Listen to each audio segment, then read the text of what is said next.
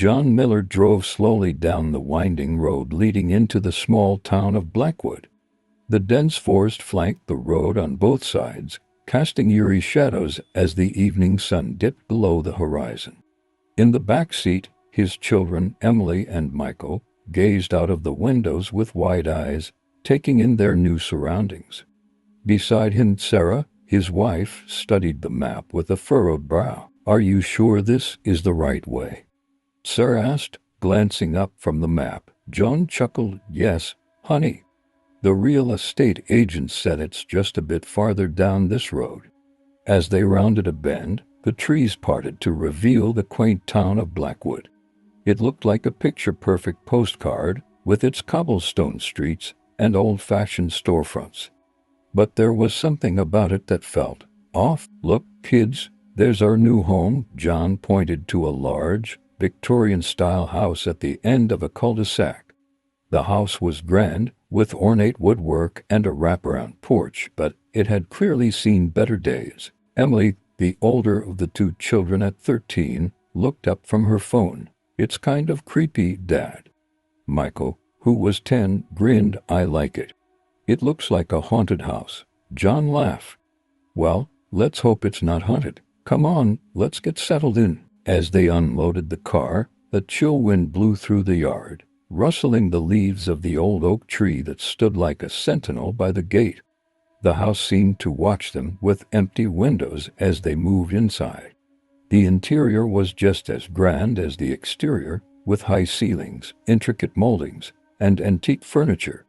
But there was a musty smell, and the shadows seemed to cling to the corners of the rooms. "This place has character," Sarah said, trying to sound positive. "It's going to be great," John assured her. "We'll make it our own." That night, as the family settled into their new home, John stood at the window of the master bedroom, looking out over the moonlit graveyard that bordered their property. The real estate agent had mentioned it in passing, but now it seemed to loom ominously in the darkness. A shiver ran down his spine, and he pulled the curtains closed. "Just your imagination," he muttered to himself. "Nothing to worry about." But as he climbed into bed beside Sarah, he couldn't shake the feeling that something was watching them from the shadows. The next few days were a whirlwind of unpacking and settling in. The children started school, and John and Sarah began to familiarize themselves with the town. The locals were friendly enough, but there was a certain wariness in their eyes when they learned where the Millers were living. One evening, as John was taking out the trash, he heard a faint whispering carried on the wind. He paused, looking around, but saw nothing. The graveyard lay silent and still under the pale moonlight. Probably just the wind, he told himself, but the hairs on the back of his neck stood on end. Inside, Sarah was sorting through a box of old photographs when she noticed something strange. One of the photos showed their house, but in the background, there was a shadowy figure standing among the graves. "John, come look at this," she called. John studied the photo, his brow furrowing. "That's odd. Must be a trick of the light." Sarah nodded, but she didn't look convinced. "I hope so." That night, as they slept, strange symbols appeared on the walls of the children's rooms, drawn in some dark, sticky substance. Emily woke up screaming, and John and Sarah rushed in to find her pointing at the wall. "It was there. I saw it," Emily cried. John inspected the symbols, his heart pounding. They were unlike anything he had ever seen before, intricate and sinister. "We'll clean it up in the morning," he said, trying to calm his daughter. "It's probably just a prank." But as he lay in bed that night, listening to the whispers outside the window, he knew something was very wrong. Determined to find answers, John visited the local library the next day. The librarian, Mrs. Hargrove, was a frail, elderly woman with sharp eyes that seemed to see right through him. "Can I help you with something?" she asked, her voice barely above a whisper. "Yes. I was wondering if you have any information on the history of the town, specifically about the house we just bought," John replied. Mrs. Hargrove's expression darkened. The old Abernathy place. The house has a troubled past. John leaned forward, intrigued. "What do you mean?" The librarian pulled out a dusty old book and handed it to him. "This might give you some answers." John spent the next few hours poring over the book. It detailed the history of Blackwood and its notorious past with witches. In the late 1600s, several women in the town were accused of witchcraft and executed. According to legend, these witches used the graveyard to summon evil spirits, seeking revenge on those who wronged them. The more John read, the more he felt a creeping dread. The symbols, the whispers, the figure in the photograph, it all started to make sense. When he returned home, Sarah was waiting for him. "Did you find anything?" John nodded, his face grinned. "We're dealing with something far worse than we thought." That night, Emily and Michael couldn't sleep. The house felt alive with a sinister presence. Emily lay in bed, staring at the ceiling, when she heard a faint scratching sound coming from the window. She sat up, heart pounding, and saw a shadowy figure standing outside. The figure raised a hand, and the window flew open with a crash. Emily screamed, and the figure vanished. John and Sarah rushed in, finding their daughter trembling with fear. "It was here, the witch," Emily cried. John and Sarah exchanged worried glances. They had to do something before it was too late. The next day, John decided to investigate the graveyard. He walked among the ancient tombstones, feeling the weight of history pressing down on him. Near the center of the graveyard, he found a series of graves marked with strange symbols. As he knelt to examine them, a cold wind swept through the graveyard, and he heard a voice whisper in his ear, "Leave this place." John stood, heart racing, and hurried back to the house. He had to protect his family, but he didn't know how. Desperate for answers, John reached out to a renowned paranormal investigator named Dr. Evelyn Hart. She was known for her expertise in dealing with malevolent spirits and supernatural occurrences. When John contacted her, he explained the situation and sent her the photos of the symbols and the figure. Dr. Hart agreed to come to Blackwood immediately. When she arrived, her presence brought a glimmer of hope to the Miller family. She was a tall, composed woman with piercing blue eyes that seemed to hold an understanding of the unseen. "This town has a dark history, Mr. Miller," Dr. Hart said as she examined the symbols on the walls. "These are witch markings, used to summon and control spirits.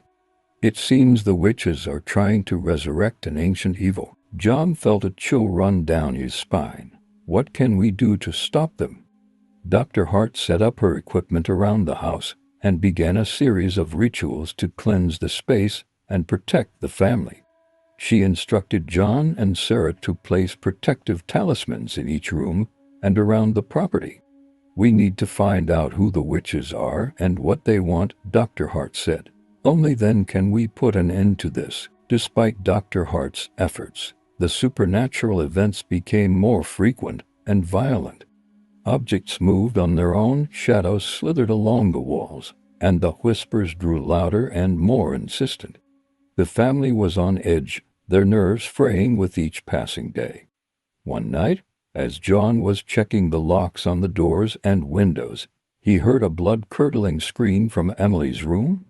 He burst in to find his daughter levitating above her bed, her eyes rolled back in her head.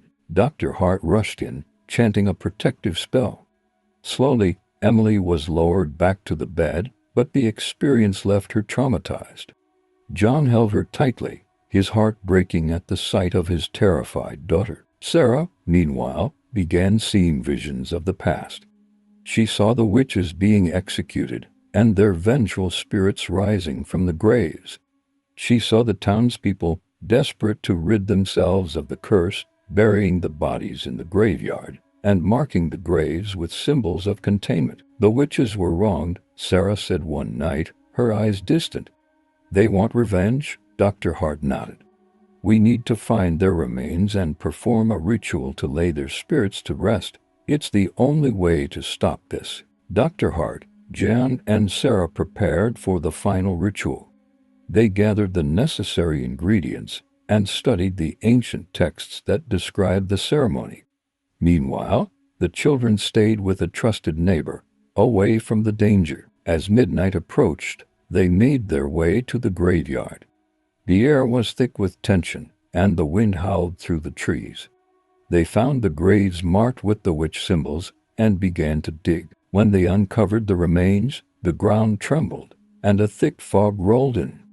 The witches' spirits appeared, their faces twisted with rage and sorrow. "Leave this place," one of the spirits hissed, but Dr. Hart stood her ground. "We're here to end this," she declared. "You deserve peace, and so do we." She began the ritual, chanting the ancient incantations and sprinkling the sacred herbs over the remains. The witches' spirits writhed and screamed, but they couldn't break the circle of protection Dr. Hart had created. John and Sarah joined in the chanting, their voices steady despite their fear. The air crackled with energy, and the fog thickened, obscuring everything around them. Finally, with a blinding flash of light, the spirits were drawn back into the earth. The fog lifted, and the night became eerily silent. Dr. Hart collapsed to the ground, exhausted. "It's done," she whispered. Just as they thought it was over, a shadowy figure emerged from the darkness. It was the leader of the witches, her eyes burning with an unholy fire. "You cannot defeat me," she snarled. "I will have my revenge." Dr. Hart, summoning her last bit of strength, stood up. "You have no power here anymore. Your reign of terror ends now." John and Sarah stood by her side, ready to fight for their family. The witch raised her hands, and the ground beneath them shook. But Dr. Hart raised the talisman she had prepared and shouted the final incantation. The witch screamed as she was engulfed in a fiery light, her form disintegrating into ashes. The ground stopped shaking, and the oppressive presence lifted. It was over. The morning light brought a sense of peace and relief. The Miller family returned to their home, feeling the difference immediately. The house was no longer filled with dark energy, and the graveyard was quiet and still. Dr. Hart stayed with them for a few days, helping them cleanse the house and teaching them protective rituals to ensure the spirits wouldn't return. "You've been through a lot," she said, "but you're stronger for it. This house is your home, and it's safe now." John and Sarah thanked her, grateful for her help and wisdom. The children slowly recovered from their ordeal, and life began to return to normal. Months passed, and the Miller family settled into their new life in Blackwood. The town seemed brighter, the people more welcoming. The dark history of the witches became just that, history.